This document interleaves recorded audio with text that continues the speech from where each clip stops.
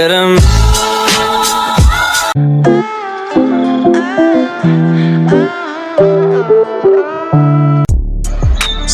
tokoh Raden Ajeng Kartini atau lebih tepat disebut Raden Ayu Kartini adalah seorang tokoh Jawa dan pahlawan nasional Indonesia.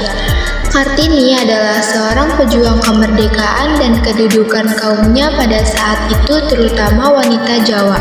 Ia mempunyai tanggal lahir yang sama seperti Dr. Andes Ratjiman Medyodiningrat, yaitu 21 April 1879.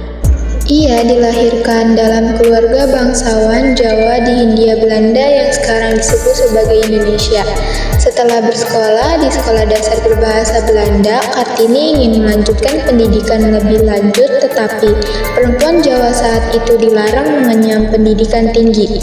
Ia bertemu dengan berbagai pejabat dan orang berpengaruh, termasuk J.H. Abendanon yang bertugas melaksanakan kebijakan etis Belanda. Karena Kartini bisa berbahasa Belanda, di rumah ia mulai belajar sendiri dan menulis surat kepada teman-teman korespondensi yang berasal dari Belanda. Salah satunya adalah Rosa Abendanon yang banyak mendukungnya. Dari buku-buku, koran, dan majalah Eropa, Kartini tertarik pada kemajuan berpikir perempuan Eropa. Timbul keinginannya untuk memajukan perempuan pribumi karena ia melihat bahwa perempuan pribumi berada pada status sosial yang rendah. Kartini banyak sekali membaca surat kabar Semarang Daily Lokomotif yang diasuh oleh Peter Brosov. Ia juga menerima Lestromel, paket majalah yang diedarkan toko buku kepada langganan. Di antaranya terdapat majalah kebudayaan dan ilmu pengetahuan yang cukup berat. Juga ada majalah wanita Belanda The Hollands Lely. Kartini pun kemudian beberapa kali mengirimkan tulisannya dan dimuat di The Hollands Lely. 17 September 1904, Kartini meninggal pada usia 25 tahun. Kartini dimakamkan di Desa Bulu, Kecamatan Bulu, Rembang. Berkat kegigihan Kartini, belakangan didirikan sekolah wanita oleh Yayasan Kartini di Semarang pada 1912 dan kemudian di Surabaya, Yogyakarta, Malang, Madiun, Cirebon, dan daerah lainnya. Nama sekolah tersebut adalah Sekolah Kartini. Yayasan Kartini ini didirikan oleh keluarga Van Deventer, seorang tokoh politik etis.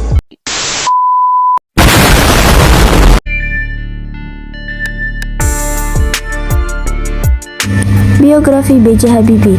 Nama lengkap Bahrudin Yusuf Habibie.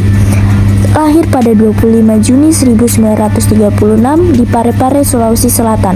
Orang tua B.J. Habibie yaitu Alwi Jalil Habibie dan R.A. Tuti Marini Puspowardojo, dan B.J. Habibie anak keempat dari 8 bersaudara. Istri B.J. Habibie yaitu Ibu Hasri Ainun Habibie. Anak B.J. Habibie dan Ainun Habibie yaitu Ilham Akbar dan Tareq Kemal. B.J. Habibie pernah berkuliah di jurusan Teknik Mesin Institut Teknologi Bandung pada 1954. Namun di sana hanya menghabiskan waktu 6 bulan untuk studinya.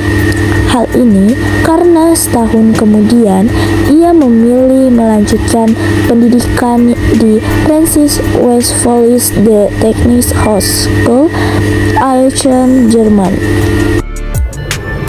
Karir B.J. Habibie dalam pemerintahan Indonesia. Karir B.J. Habibie dimulai saat pemerintahan Presiden Soeharto. Ia diminta kembali dari Jerman, lalu menjabat sebagai Menteri Negara Riset dan Teknologi sejak tahun 1978 sampai Maret 1998. Saat krisis 1998, Soeharto mundur dan menetapkan B.J. Habibie sebagai Presiden ketiga Indonesia dari 1 Mei 1998 sampai 20 Oktober 1999. Habibie menjabat sebagai Wakil Presiden ketujuh sejak 14 Maret 1998 hingga 21 Mei 1998 dalam Kabinet Pembangunan 7 di bawah Soeharto. B.J. Habibie sempat merancang proyek pesawat CN-235 bersama para insinyur dari perusahaan Spanyol CASA yang prototipnya berhasil mengudara pada akhir 1983.